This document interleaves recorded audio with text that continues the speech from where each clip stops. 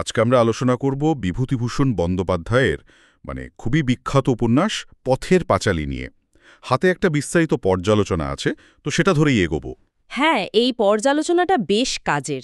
প্রথমেই যেমন বলছে, এটা আসলে একটা বিল্ডিংস রোমান, মানে অপুর বেড়ে ওঠার গল্প। ঠিক, কৈশোর থেকে যৌবনে পদার্পণ ১৯২৯ সালে প্রকাশ পেয়েছিল, তাই না? একদম। আর সেই সময়ে দাঁড়িয়ে এই রকম একটা জীবন ঘনিষ্ঠ লেখা, সমাজ বাস্তবতার ছবি, এটা সত্যিই খুব গুরুত্বপূর্ণ ছিল বাংলা সাহিত্যের জন্য। চলুন তাহলে একটু গভীরে যাই। গল্পের শুরু তো নিশ্চিন্দিপুর গ্রামে, রায় পরিবারকে নিয়ে। হরিহর, সর্বজয়া, দুর্গা আর পরে অপু। হ্যাঁ, ওই দরিদ্র পরিবারটা। কিন্তু পর্যালোচনাতে জোর দেওয়া হয়েছে যে শুধু দারিদ্র্য দেখানোই কিন্তু লেখকের মূল উদ্দেশ্য ছিল না। ঠিক, দারিদ্র্য তো আছেই, কিন্তু তার সাথে মিশে আছে শৈশবের ওই নির্মল আনন্দগুলো। ঠিক তাই। ওই যে ভাই বোনের একসঙ্গে কি যেন, হ্যাঁ, ট্রেন দেখতে যাওয়া, বা ধরুন আম কুড়ানো, বৃষ্টিতে ভেজা, এই মুহূর্তগুলো। কঠিন বাস্তবতার পাশাপাশি এই নিষ্পাপ আনন্দের মিশেল। একদম। পর্যালোচনায় বলা হচ্ছে, লেখক এই দুটো দিককে যেভাবে পাশাপাশি রেখেছেন সেটাই এর অন্যতম শক্তি। বর্ণনার মধ্যে একটা কাব্যিক ভাব আছে, আবার জীবনের রুক্ষতাও খুব স্পষ্ট। আচ্ছা, আর চরিত্রগুলো? অপু, দুর্গা, সর্বজয়া, হরিহর, এমনকি ইন্দির ঠাকুরুন, পর্যালোচনায় এদের নিয়ে কি বলা হচ্ছে? অপু তো অবশ্যই কেন্দ্রে, খুব সংবেদনশীল, জিজ্ঞাসু মন, প্রকৃতিকে ভালোবাসে। আর দুর্গা, তার দিদি? দুর্গা বেশ চঞ্চল, আবার একটু জেদিও, তার মধ্যে একটা বন্য সারল্য আছে। সর্বজয়া, মা, তিনি একদিকে সংসারের চাপে কঠোর, কিন্তু ভেতরে ভেতরে ভীষণ মমতাময়ী। আর বাবা হরিহর, তিনি তো একটু অন্যরকম। হ্যাঁ, হরিহর কিছুটা আদর্শবাদী, স্বপ্ন দেখেন, কিন্তু বাস্তব জীবনে বেশ অসফল, মানে দারিদ্র্যপীড়িত। তবে পর্যালোচনাতে ইন্দির ঠাকুরনের চরিত্রটার কথা খুব গুরুত্ব দিয়ে বলা হয়েছে। ওহ, ইন্দির ঠাকুরুন, হ্যাঁ। তাকেই যেন একটা হারিয়ে যাওয়া প্রজন্মের প্রতীক হিসেবে দেখা হয়েছে। তার মৃত্যু আর দুর্গার মৃত্যু, এগুলো খুব আবেগঘন মুহূর্ত, গল্পের মোড় ঘুরিয়ে দেয়। এই যে হারানো, দুঃখ, এগুলো তো উপন্যাসের একটা বড় থিম। পর্যালোচনায় এর তাৎপর্য নিয়ে কি বলছে? বলছে যে এই দুঃখ, কষ্ট, এই হারানোর অভিজ্ঞতায় চরিত্রগুলোকে, বিশেষ করে অপুকে, পরিণত করে তোলে। এগুলো শুধু ট্র্যাজেডি নয়, এগুলো জীবনের অংশ, জীবনের শিক্ষা। হ্যাঁ, এটা একটা গুরুত্বপূর্ণ দিক। আর আরেকটা জিনিস যেটা পর্যালোচনায় খুব হাইলাইট করা হয়েছে, সেটা হলো প্রকৃতি। ও হ্যাঁ, প্রকৃতি, বাংলার গ্রাম, ঋতুচক্র। একদম। প্রকৃতি যেন নিজেই একটা চরিত্র হয়ে উঠেছে। মাঠ, ঘাট, নদী, বন, কাশফুল, সবকিছু। বিভূতিভূষণের লেখায় এই প্রকৃতির বর্ণনা অসাধারণ। লেখকের লেখার ধরন নিয়ে নিশ্চয় অনেক কিছু বলা হয়েছে পর্যালোচনায়।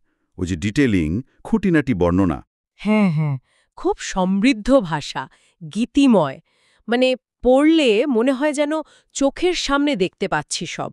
পর্যালোচনা বলছে, লেখক যেভাবে ছোট ছোট ডিটেলস ধরেন, পথের ধুলো, একটা গন্ধ, কাশবনের হাওয়া, তাতে পুরো গ্রামীণ জগৎটা জীবন্ত হয়ে ওঠে। মনে হয় যেন নিজেই ওই গ্রামে আছি। ঠিক তাই, পাঠকের সেই অনুভূতিটাই হয়। আচ্ছা, আর এর সাংস্কৃতিক প্রভাব, শুধু বাংলা সাহিত্যে নয়, আরও বৃহত্তর ক্ষেত্রে এর গুরুত্ব কেমন? প্রভাব তো বিশাল। পর্যালোচনা অনুযায়ী এটা সাধারণ গ্রামীণ মানুষের জীবনকে সাহিত্যের একেবারে কেন্দ্রে নিয়ে এসেছে। এটা শুধু বাংলার বা ভারতের গল্প না, এটা আসলে আশা, কষ্ট আর মানুষের টিকে থাকার একটা চিরন্তন গল্প। একটা ইউনিভার্সাল আবেদন আছে। অবশ্যই। সত্যজিৎ রায়ের সিনেমা একে বিশ্বজুড়ে পরিচিতি দিয়েছে, সেটা ঠিক, কিন্তু বইটার নিজস্ব সাহিত্যিক শক্তি অমন। সিনেমাটা অনবদ্য, কিন্তু বইটা পড়া এক অন্য অভিজ্ঞতা। উপন্যাসটার শক্তির দিকগুলো হল এর কাব্যিক ভাষা, শক্তিশালী চরিত্র, গ্রামের বাস্তব আর মর্মস্পর্শী ছবি, আর এর সামাজিক সাংস্কৃতিক ভাষ্য। হ্যাঁ, মোটের উপর এগুলোই। তবে দুটো সীমাবদ্ধতার কথাও কিন্তু উল্লেখ করা হয়েছে। ও আচ্ছা, কি সেগুলো? একটা হলো, কাহিনীর গতি হয়তো কারো কারো কাছে একটু ধীর লাগতে পারে, কারণ লেখক তো নাটকীয় ঘটনার চেয়ে দৈনন্দিন জীবনের ছোট ছোট মুহূর্তগুলোতে বেশি ফোকাস করেছেন। সেটা ঠিক।